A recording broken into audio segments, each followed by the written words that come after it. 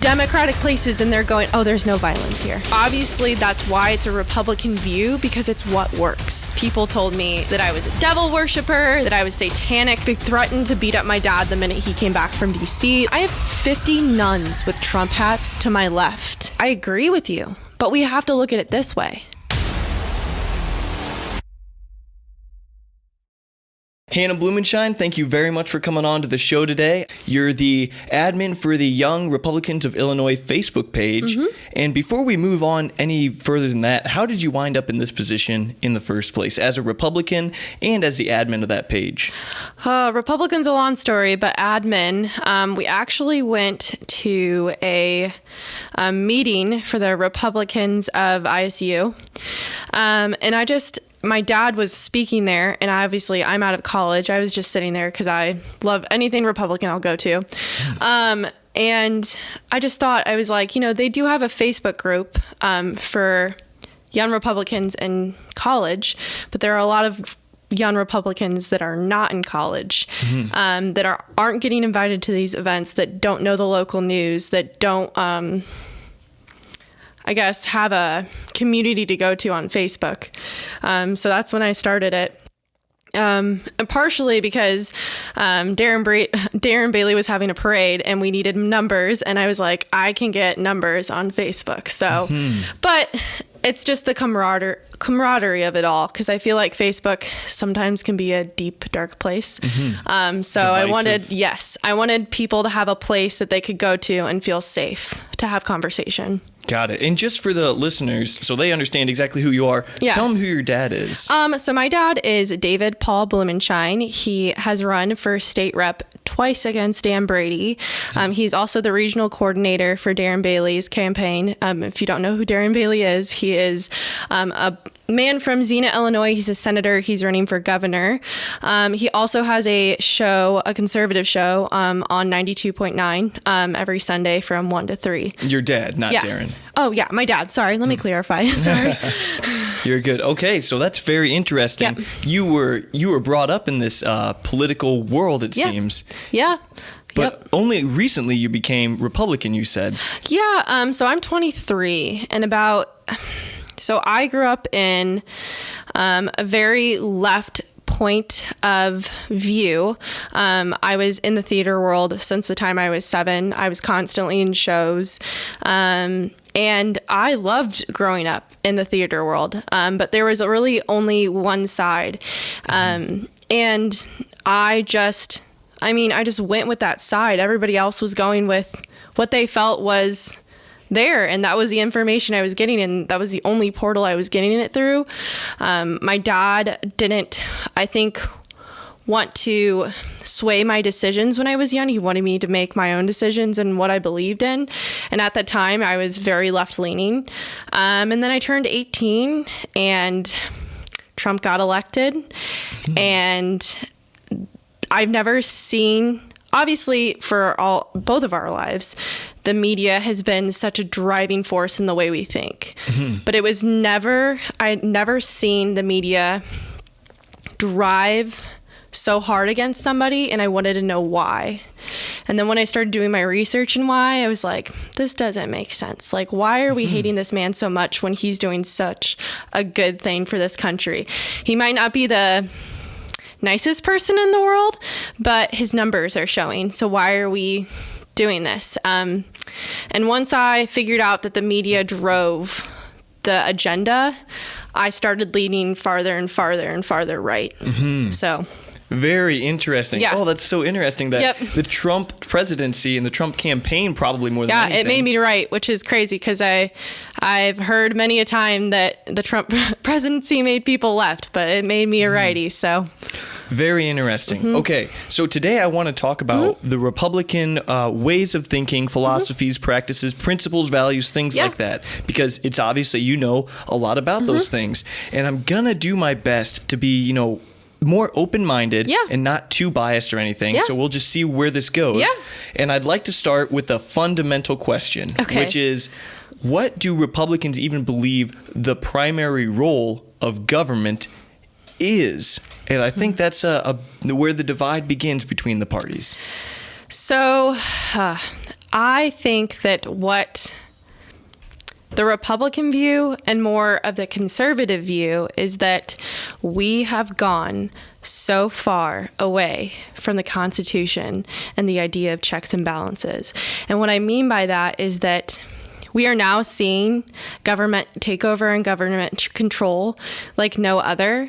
And our whole purpose of the foundation of our country was built on getting away from a monarchy, from simple government. And I think that's what we just need to get back to is simple government, checks and balances. The government, they can have a say, but you have people you have two sides that are going at each other's necks for reasons that don't even need to be brought up. We need to get back to simple government. People should have a say in their lives, should have a say in the decisions that they're making. And it shouldn't be controlled by what mandates here, what the government says about this, what the media says about this. I'm a simple person, and I think it should just be very simple. Right. So Republicans are big proponents of smaller government, of shrinking government, yes. Shrinking the amount to which they have a say on what goes on in our lives, in society as a whole. They just want their responsibilities, their jurisdictions to be smaller. They, being the government, Republicans want the government's role to be smaller. Smaller and less opinionated by a singular group. Everybody should have a say. And right now what's happening is one person has a say and it goes for everybody. And it's kind of backwards because, we want small government, but we want everybody to have a say. And what I mean by that is everybody should have a right to think that think the way they need to think and do what they want to do and not have to, I don't even know, think about what the government's going to do about it. Right. They have the right. Everyone should have, what's the word? Basically, autonomy. Yeah. They have the ability to drive and make decisions for themselves and not have to abide by these, different laws that will come about. Like during the pandemic, there's been a lot of government overreach in some people's opinion. Unconstitutional government overreach. Yes. And so that's actually the Constitution. I think that's one big thing that Republicans have of respect for the Constitution. The way that's conservative in a nutshell. Yeah, it's like you want to definition. conserve we've always done, not what we've always done, conserve it 100%. But look at the past, acknowledge the Constitution, respect the Constitution, and not just upend it because it seems like this moment in time calls for that to be done. Yeah. What kept you from becoming Democratic? What about being a Democrat is unattractive to you? It honestly came to on how people treated one another. I could go to my conservative friends, and I put emphasis on that because I think there are very corrupt Republicans out there too, not just corrupt Democrats.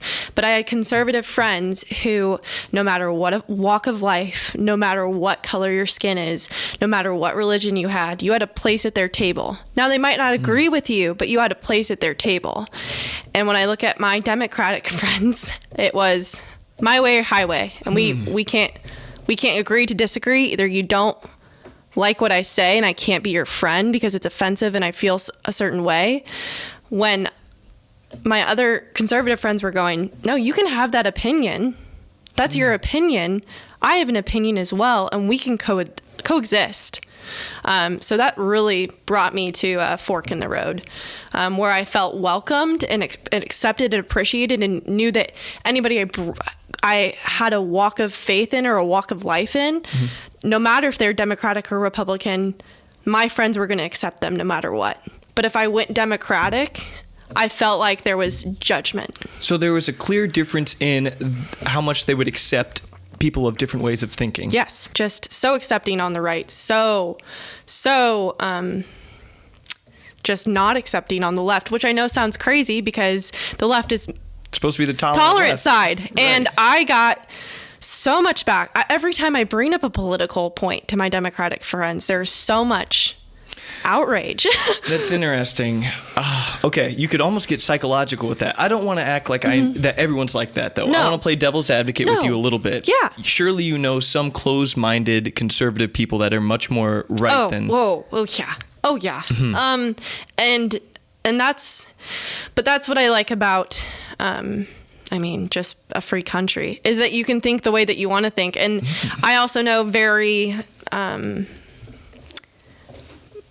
open and loving and accepting Democrats that will listen to my points and agree with some of them and sit down and have conversations with me. And I also have Republicans where I bring up a Democratic issue and might have a little bit of maybe play devil advocate on my side to them. I know I understand why the way they think, or why they think the way they think.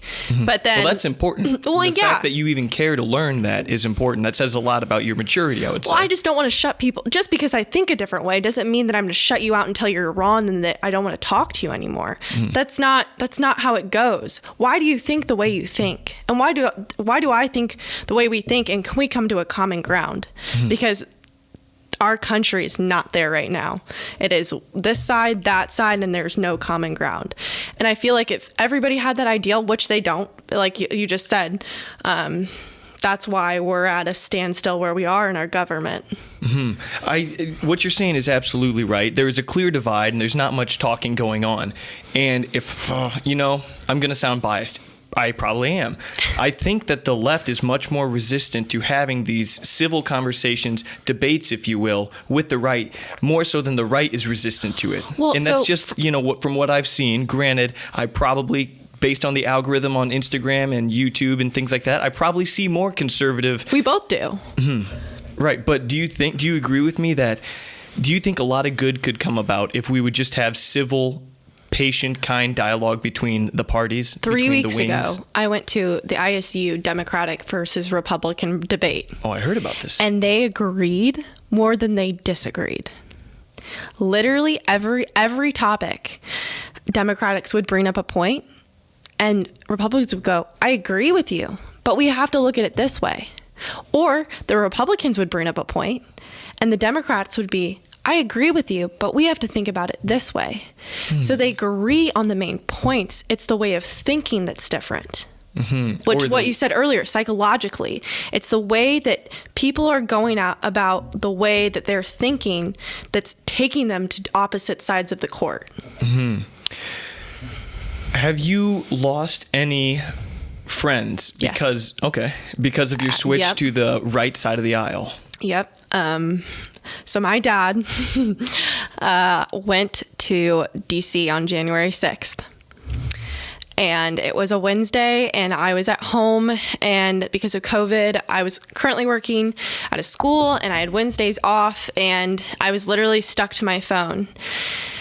And I called my dad because all of a sudden things got crazy. And not crazy. It just, people had lives and it looked like there was confrontations going on and I didn't know where my dad was. And I called him and I was like, hey, do you see what's going on the news? And my dad was like, what are you talking about? I was like, what do you mean? What am I talking about? And he was like, Hannah, I have 50 nuns with Trump hats to my left and a senior citizens specifically for Vietnam War veterans with Trump hats on my right. And I have, a bunch of refugees going around with pens and papers asking them to sign their petition for something. I'm 2 miles back from the Capitol. There's nothing bad going on back here. He could see what was going on, like that there was actually... You're talking about the storming of the Capitol. Okay. So I posted on Facebook, like, my dad is there. There's nothing like going on like that he can see. And I got bombarded. Oh boy! People told me that I was a devil worshiper. That I was, just all the things. Just that I was satanic because I believed that an awful man was in office, and how dare you believe that he could ever pull something like that. That my dad was, that they threatened to beat up my dad the minute he came back from DC, like all of these things. And all these people I went to high school with and were in theater with and had a camaraderie with. and never had an issue with them before. But just because my dad stood up for something that he believed in, and I wanted to make sure that they knew that he was safe, I was an awful person. And I lost a lot of friends that day. I've lost a lot of friends over time since then, just because they can't coincide, like, because I don't judge. I don't. If you believe, like I said, you believe what you believe, I believe what I believe, but I believe a friendship is realizing that our views are going to be different and we love each other anyway. And I don't have a lot of people that have stuck around because of that. And it's sad, but you know who the true ones are in the end. Right. Golly. I mean, look, I have to get a little personal, and I share that story a little bit with my brother. I have an older brother who is much further left on, and I'm not necessarily going to commit to on one side of the aisle. Neither am I, no. Right. I go where the facts lead me, where the logic leads me, and you know, it's a spectrum, right? You kind of go you're at this point for one given issue, on this side for another given issue, things like that. He's much more left than I am, but we still get along. We disagree on virtually everything, but I still love him like crazy. He's a great human being. I have an identical twin sister, and she's as left as you get. But she is open for conversation, and that's the only reason, because my biological mother and my father are both conservatives. My stepmom is conservative, and my stepdad doesn't partake in politics, but that's just because he works a lot and he's super busy and just wants to relax when he gets home. And my grandpa's conservative, and the whole side of my Blumenshine family is conservative. So she is open for discussion. It's just funny because she's the only one next to a couple people who I can have a conversation with and actually feel like that we can understand each other's points. It takes overriding your emotional passion, that desire to yell, which no offense to theater people, but I went to Millikan University, which is like the number 7 ranked theater school. It's a good theater school. No, it's really good. I had friends who went through that program. Right. Okay, but those theater people they're really good at being passionate. Yeah. They're really good at letting their voice carry. It's kind of impressive how hard they can debate and argue. But take the passion away and look at the facts. Exactly. Yes, and they're much more likely to make decisions and form opinions based on emotions rather than facts. Yes. No offense to them. Like, whatever. Anyway, I want to ask about this. You're mentioning your stepmom, stepdad. Yeah. And your biological mom and dad. Yeah. But I've heard this before, and I want to see what you think about it. Okay. If America were a child, Republicans are like the stereotypical dad, and Democrats are like the stereotypical mom. When it comes to raising America, dads take a more tough love approach, endorsing personal responsibility, no handouts, saving your money, deserving only what you earn, arguably a survival of the fittest type of upbringing or approach, while moms take a more compassionate love approach, endorsing asking for help, helping those whom you believe are in need, letting emotions guide decisions a little more than dad, and having the desire for everyone to win. It's like a bleeding heart versus a stone heart type of thing. What do you think about that analogy? Do you think that's at all accurate, or is it a little too simple, or even inaccurate completely? I think it's pretty spot on. But in the mom and dad comparison, if you just take what each side believes, is 100% true. I think that the Republican is just the go-getter, the reality checker, you got to do what you got to do. You got to get your hands dirty and work and fight to be in this world. And the mother or the Democrat side is, let's take your feelings into account. I know that you're tired. I know that coddling. Yeah. And neither side is wrong in their parenting aspects. Neither side is wrong in their political aspects. But if we're so passionate about being separated, that's all we're ever going to be. Well, and then you know what? Statistically speaking, parents, when they get divorced in real life, divorce is the number one. Single parenthood is the number one predictor of living a life of poverty. Yep. It's no secret psychologically, societally, that kids growing up with only one parent in the picture are worse off than kids with two. So if you get your parents to freaking agree, get the Republicans and Democrats to agree on something, talk it out, come to mutually beneficial conclusions and decisions, things like that. The idea of the nuclear family in all forms, in this metaphor and in real life, is the foundation that America needs to start building itself back on again. Because at some point we were there, and somehow we've drifted apart. When it comes to issues of the family, marriage, children, marriage, children, and just having a family in general, how you should raise your kids. How do Democrats and Republicans diverge on that issue, if they diverge as much as I think they do? Republicans, traditional. If you're conservative, very faith-based. Democrats, very social. And what I mean by that is they're conforming with the times, and very feeling based. And again, neither side is wrong, but we have to come to a common ground. I'm just going to talk about my experience. The success rate, like we just talked about, in nuclear families and religious families and coming down and being together and being whole as one, is obviously psychologically more successful and financially more successful. Let me tell you about Fairbury Furniture. Fairbury Furniture is Central Illinois' premier furniture store. This family-owned business offers a vast selection of premium furniture items from all of your favorite brands, including Sealy, Best Home Furnishings, Leather Italia, Tempur-Pedic, and Ashley, just to name a few. Right next door to their gorgeous 7,000 square foot furniture showroom, you will also find the Fairbury Furniture Mattress Store, home to all of the latest and greatest mattresses in any and all sizes. Here at Fairbury Furniture, the staff is helpful and friendly, and they're also well stocked with all of the mattresses, tables, chairs, recliners, couches, rugs, and decorative pillows that your heart desires. Make your home interior beautiful, comfortable, stylish, and delightful when you shop at Fairbury's own Fairbury Furniture. Tri-County Carpet and Flooring in Fairbury is the premier flooring store throughout Livingston, McLean, and Ford counties. From choosing the perfect flooring to measuring and installation, Tri-County ensures top quality products and services. Their trained professionals boast precise measurements, straight cuts, and perfect fits, while their showroom houses a multitude of gorgeous, top quality, name brand carpet and flooring options in the latest styles and colors that are durable and long lasting.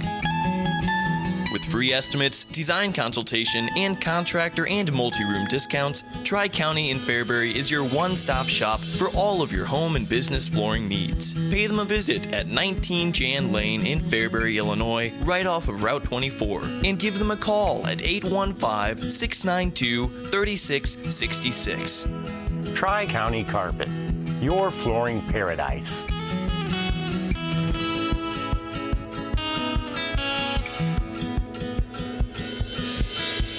Coming down and being together and being whole as one is obviously psychologically more successful and financially more successful. So obviously that's why it's a Republican view, because it's what works. If you have two parents in the household, if you have two parents working with an income in the household, obviously they're going to be better off, sadly, than a single mother without a father in the household who maybe has just can't provide as well as she wants to for her family. And I'm not saying that that's just because there are plenty of Democrats who have nuclear families. And what I mean by that is mom, dad, kids. And I don't know. I always think that it comes down to that the Republicans are so logical thinking and Democrats are so emotionally thinking. So same thing in the family based. We're going to go with what works with the Republicans. Mom, dad, family structure, financial stability works. Democrats are going to go with what makes me feel good. I think that the healthiest way to bring up a child or to raise a country would be a healthy mix of both perspectives, both psychologies. Absolutely. Where there's tough love, you gotta work, and also emotional, not necessarily coddling, but emotional intelligence and, comforting your kid when they are upset about something. It's not just, so too bad, so sad. Like there has to be a mix of both of them. And it just goes to show, like, you can't, if you raise a kid or a country with one side only or a single parent, you do half the job, half the quality of the job. So it's no mystery at all why, statistically speaking, kids that come from single parent households are worse off. And me and you are not saying that they cannot be successful. Right. It's funny because statistically shown. Both of our parents got divorced, right? Yeah. And honestly, and not that I'm saying I'm not successful, but if my parents had stayed together, my life would have been completely different. I probably would have gone to a 4-year college. I probably would be, but I agree with you. Truth hitting me right in the face, but it's the reality of it all. If my parents had stayed together, my life, and this is nothing against them, they're both very happy and married and they're living their lives, but it's the truth. It's the sad truth that a unit works better than a single person. Hannah, I'm laughing because I agree with you. Yeah. Absolutely, 100%, because my parents split when I was about 12, and I think we're in the same boat because mine were 12 too. Right. It's very funny, but so I dropped out of college after my freshman year. I was going for accounting at Millikan University. Okay. And I didn't fail out, but I did drop out, and I wasn't getting like straight A's or anything. And then I went to Heartland, and I was like, this is not for me. Yep. Luckily, I wound up doing something I really love in this podcast, Which is awesome. But I part of me is a little jealous of the 4-year college kids because I'm like, I can look back. It's completely obvious. If you were to look at my report cards, up until 12 years old, straight A's, loved reading, got to bed on time, nice home, safe neighborhood, parents watched over me, monitored what I looked up on the internet, all sorts of things like that.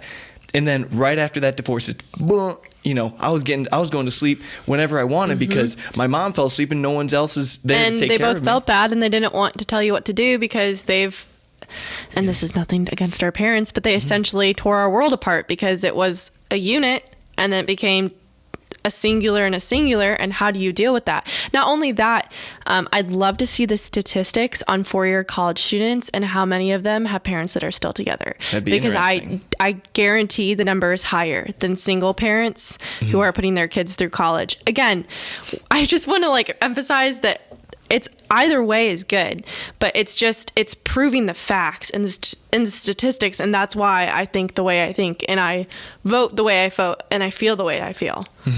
Yes. And I also want to say exactly what I'm just basically copying you, that I have a great relationship with both my parents and get this, they have a great relationship with each other. They're actually better. Yes. They're better off now. They're mentally better off and they like each other more now than when they were together. Exactly. Yeah. So anyways, that's kind of a unique circumstance. Yes. We're lucky to be in that situation where our parents after the divorce actually have a relationship still, and we didn't get too jacked up from it. Nope. But yes, so Republicans definitely value the family structure. They think it's important more so than Democrats, who are willing to have more nuanced versions of the family. We're talking about marriage, and marriage has religious connotation, obviously. Yes. Marriage is a sacrament of holy matrimony is what it is between a man and a woman. Do you think that God is a central part to the Republican Party, the religious beliefs, the Christian God more so? Obviously, not all Republicans are going to be Christian, but do you think it's a big part of the foundation of the Republican Party? Oh, I think that's what drives us.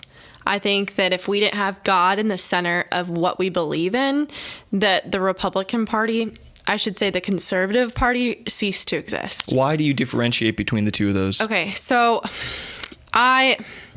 it's just because there are people who consider themselves Republican that consider themselves Republican to get their agendas across. And those agendas are sometimes left-leaning. And so why I say conservative is because if you're a conservative and your eye is on God, you'll vote right every time. To me, in my opinion. Republicans, if you just look at our state, we've had so many Republican governors who say that they're Republican, say that they have God in the center of their lives, and they're sitting in jail. So that's why I differentiate the two. There are conservatives and there are Republicans. There are people who truly believe that God should be the foundation of this country, and there's certain ones that they believe that in tradition, but also believe that they've got to make their money somehow. So maybe we can clear up some confusion here and differentiate, or at least define some terms. Yeah. So you can be right-leaning. Yeah. And to be Republican is not necessarily the exact same thing as being conservative or being right. Right. So what does it mean to be, is Republican just the party with which you affiliate yourself? Yeah, what you vote. How about that? Okay. Because there are a lot of people who vote or who have Republican on their voting card and vote Democrat. Conservative for me is... let's go with right-leaning. Right-leaning is that you agree more with the right than the left. That's what right-leaning is. What's the right? I know. So this is what I do know. Yeah, because this is a very open-ended question, because it's all by definition and of opinion. Yes. And so my idea of conservative and your idea of conservative are going to be two different things. My idea of a Republican and your idea of Republican and I'm a Republican. I vote Republican. It's on my time card. I'm not saying that I'm a Republican. I'm saying that I'm conservative, which means that everything I vote for is right, but everything I vote for, why it's right is because I have God centered in my life. Does that make sense? I think so, because in being conservative, you want to conserve the Christian values on which the country was founded. Yes. So to not be conservative would be to stray away from that. One nation under God. Right. Okay. Have you always been religious? Yes. Okay. Catholic. No kidding. Yeah. So, yeah. So I actually go to a non-denominational now. What the heck? But yeah. But I was born and raised at St. Patrick's of Myrna. So Catholic all my life. My parents divorced, and I didn't know how that was going to affect. Classic. Yeah.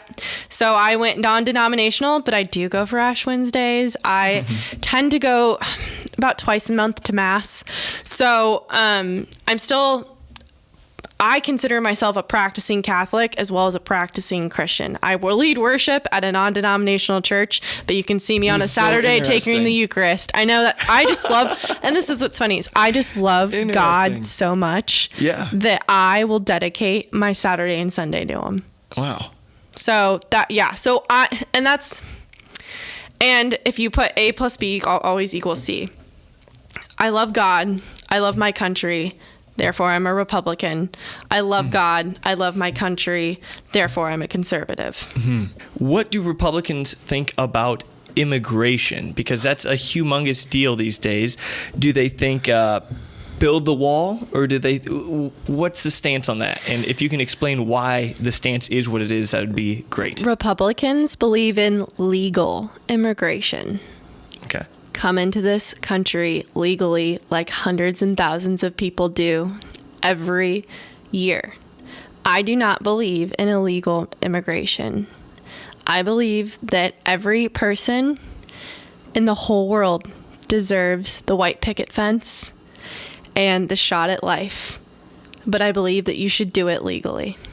Okay. Well, what do you say to the people that are obviously going to say, what about people running away from the cartel, the drug wars in Mexico? They're trying to escape. And I'm not entirely sure that if I were in Mexico, I wouldn't try to illegally come over. What do you think about that? What do you say in response to that? I say it's hard because there are people that are doing that, and they're escaping a life that's harder, but then going and hiding and signing up or taking jobs from people who deserve those jobs who are legally here is not fair either. So it's a hard back and forth, because I also, in my perfect world utopia, utopia of America, I believe that we need to have more programs that for people who are trying to escape those lives. We don't. We just kind of are like, okay, you're part of a cartel, or you were part of a cartel, or you're escaping the rule of a cartel. Good luck. Right. We should have infiltration groups Christian, God-loving missionaries who go in and help those people and transition them into American life. But coming here illegally is it's not the answer. Right. A lot of people think you should make that wall strong, so to speak, but make the door wider. Make the process of immigrating into the United States. I think that our immigration process right now, it's not flawed, it's slow. And I think that there should be not a new process of checks and balances, but a new way of having that door be wider and letting those people who need to escape get in, but not just having it completely wide open. Yeah. By December, we're supposed to have 2.2 million illegal immigrants who unvaccinated illegal immigrants. Oh no. Come in since January. The highest I think it's ever been. It's just crazy to me that we just open the gates and let everybody rush in and never think about the repercussions. Not even COVID, but just, we opened those gates and then decided to withdraw from Afghanistan, and they have proven facts that the Taliban has come through our borders in Mexico. That's unfortunate. And I didn't know that. Yeah, but I'm not surprised. They have proven fact. Like, it's not just people who are coming here for refuge that are coming through our borders, and that is the issue that we're having. It is, and I'm not saying that good people are not coming through our borders illegally. That's a true statement too. But the gate shouldn't be wide open, and that's why immigration was somewhat successful during Trump, because he had such a tight grip on it. I think that you said the process is slow. It's slow because it's backed up. It's backed up because there's not enough people working and doing the job of helping people immigrate into the United States. So if they weren't backed up, if the system was more efficient, and more people were down there, that would make the doors wider. But we we fired ICE. we defunded the main immigration defense that we had at the southern border. We have nothing down there. We have a couple people down there right now. And by a couple, I mean like the ratio is like 100 to like 10,000. And that's not how that's supposed to be. Why it's slow currently right now is because we have 100 to 10,000 and you deleted our main force to protect our country at the border. And you know what's also crazy is I won't give too much information away from this, but I know a guy, not necessarily personally, more like secondarily personally. I know someone who knows him personally, and he was illegally living in America, and he got deported. He got caught, deported. He had a family here. They stayed. He got deported. He tried coming back. He had to call his family back here in the United States, and this is someone from nearby. Called his family. They wired him money. He gave it to these coyotes. I think that's what they're called. And they drove him somewhere. Then they were like, "Hey, we need more money, and then we'll get you across this lake or whatever, and then you'll be good to go. And then you're into the country." They give us 5,000 here, 3,000 here, and then finally give us 7,000, and then you're good to go. And what they did, the last pit stop was, okay, right over there, this is what you're going to do. You're going to take this giant bag of cocaine. You're going to carry this over your head, walk across this river, and if you drop this cocaine into the river, you're dead. We're going to shoot you. Shoot you on sight. Yeah, so you're going to carry this across, and then there's going to be, get this, a border patrol officer on the other side. He's going to take the cocaine from you, give you money, and he'll get you across. I never said all of them were good. I just said that they were there. And that's the problem is like, we don't have those checks and balances down there right now. So, and that's the problem is not whatever process we put through, whatever thing we implement, there's always going to be loopholes. There's always going to be that corrupt person that's going to grab the cocaine from the illegal immigrant, and they're supposed to be protecting our borders. It's always going to be like that. So it seems like the Republican stance on immigration is feel free to immigrate, just do it legally, and it's that simple. And if you want to make that system easier to navigate through and for the process to come in, well, because essentially we're paying for the illegal immigrants to live here.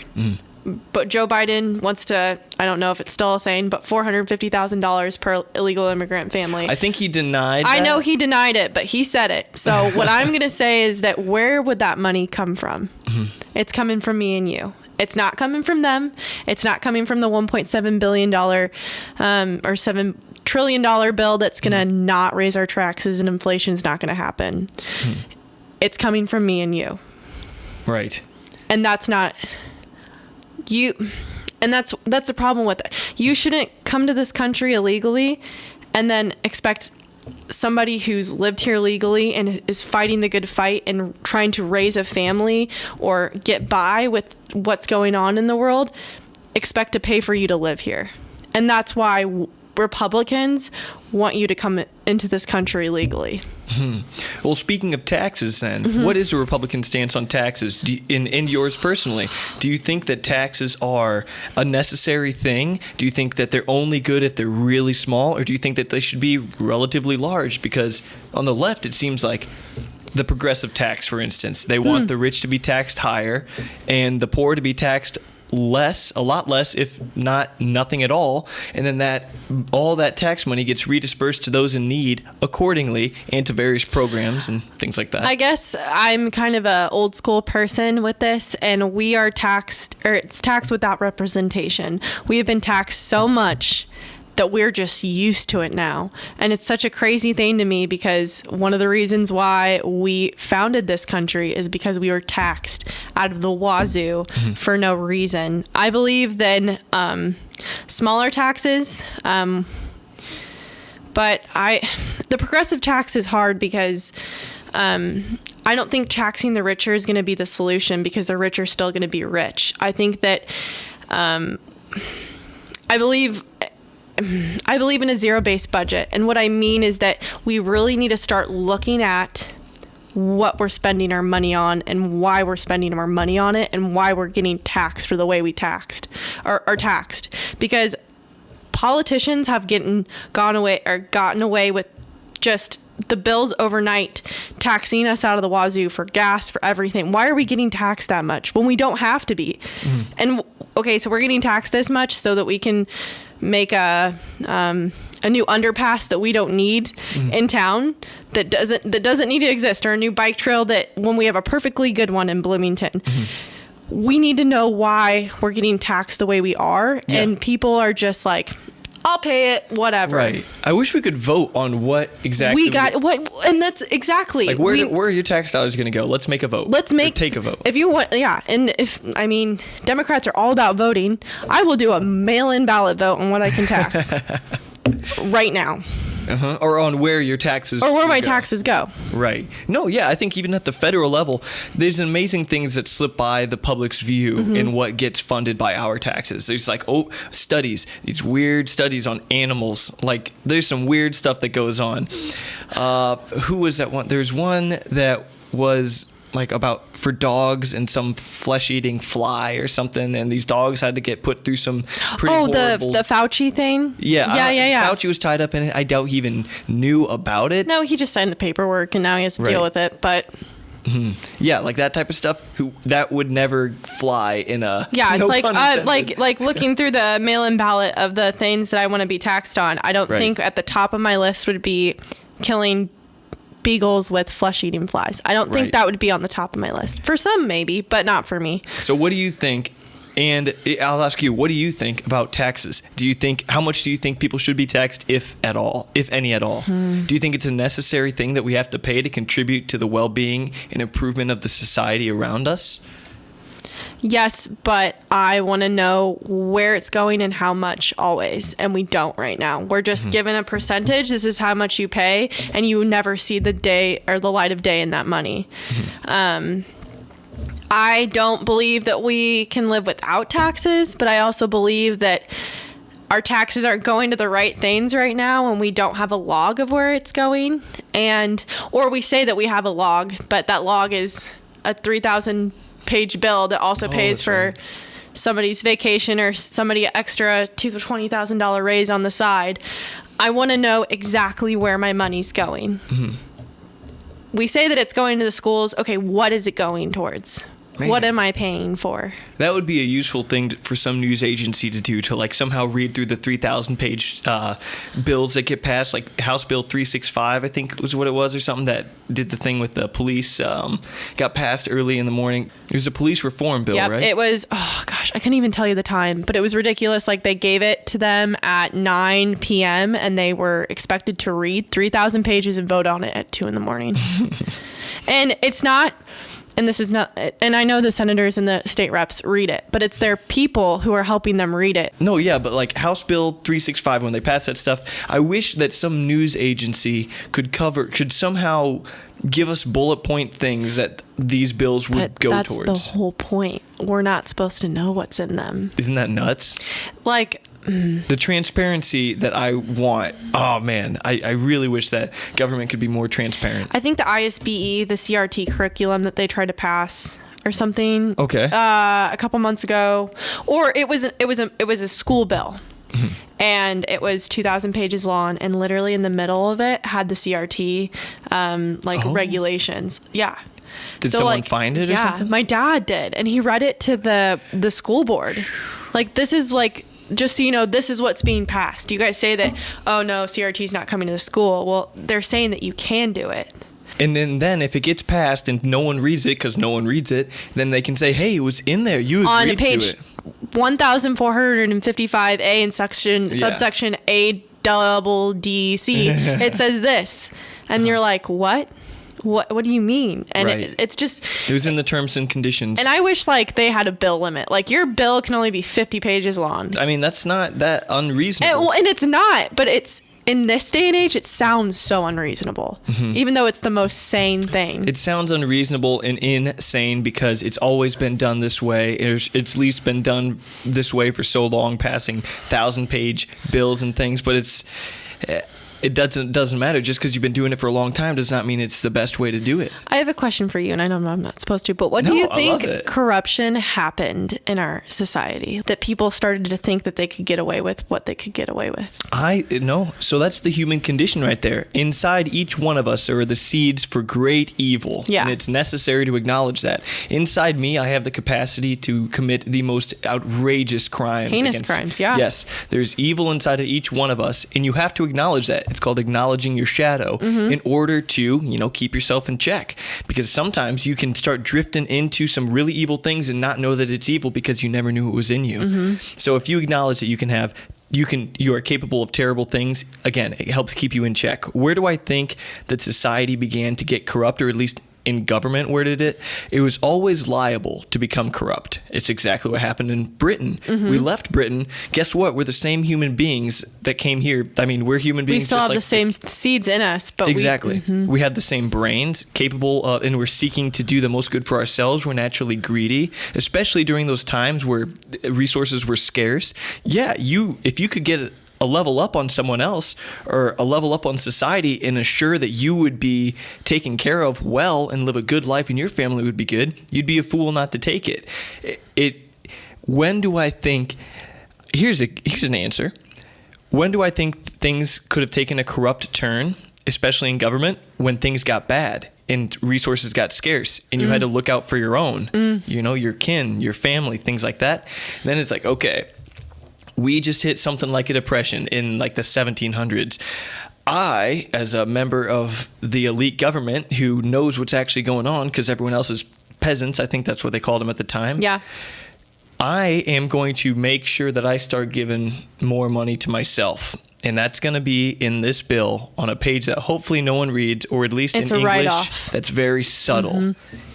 So probably way back to the beginning. I think it's always been there, but I think that it's been such an emphasis in the past 100 years that you look out for yourself, and no matter what good seeds you have in you, for some reason society is taught that the evil seeds are what is going to make you successful, and I don't know how we're going to flip that.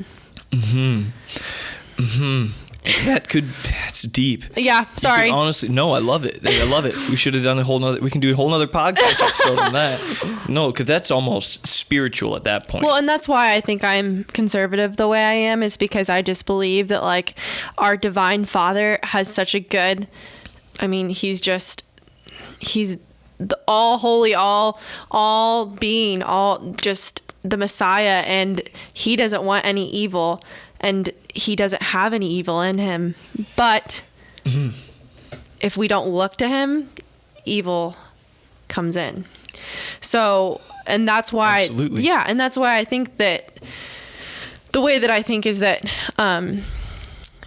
if God says, love one another as you should be loved, or treat anyone as you should be treated, if you follow those basic guidelines, you shouldn't stray. Right, you're going to live a society is best built on these Christian values in Christian an individual values. life. Yeah. And that's true whether you like God or not, whether you believe in God, or Yeah. not. It's true. Love thy neighbor it can be used in any sense. It doesn't have to be religious. Love thy neighbor. That's it. If you live your life based on what Jesus said alone, it will be a good life. Yes. The principle, Amen. and obviously, I mean, that shouldn't be a surprise if he's truly the Son of God. Yeah. But even if he's not the Son of God and you don't believe he was or anything like that. Even his teachings, if we followed it like a Exactly. guideline, I mean, if our government followed Jesus's teachings point to point, I don't know where we would stand. Right. We certainly wouldn't be where we are now. We're getting towards the end of this Okay, yeah, conversation. you're good. And I want to ask one more thing Of that's course. plenty dicey. Let's wrap it up with gun laws. Oh, What do Republicans think about guns? Do you think it's necessary that we own them at all? And what kind can we own? Can anyone own them? What's the stance?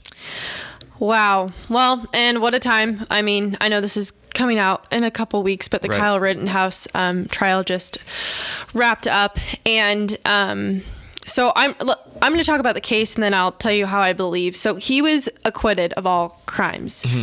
And it wasn't that he had a gun, because if we look at it and why was he there and what he was doing, obviously he probably shouldn't have been there. But he acted out of self-defense. He had somebody beating him with a skateboard, somebody pointing a gun at him, and I don't know what the third one was. Hold up. I just want to clarify Okay. that they weren't beating him with the skateboard. They were coming at Him with the skateboard. Yeah. Yeah. They were coming at him with the skateboard, and I don't know what the third one was. Shoot, I don't know. Someone was trying to drop kick him maybe or something like that. I don't know. I have not been following this case very much. But so apparently Kyle Rittenhouse he acted out of self-defense, or at least that's what the government proves. It's a really hard line, but for me, I believe that I should be able to protect my house and my family with whatever force I deem possible. Do I believe that people should just be able to walk around with AR-15 on their side of their street in a grocery store? I think that's a little excessive, but I also believe that everybody should have an opinion on how they should protect themselves. But the problem is it's hard to draw a line. And with Republicans, especially in Illinois, I think that the FOID card should be voided, which is a big controversial we're one thing. of the only states that Only has some, states. right? And I feel like we have more gun violence than anybody else. Oh, 800 Chicago? people died last weekend in Chicago. Oh my God. 800 people of gun violence. And guess what?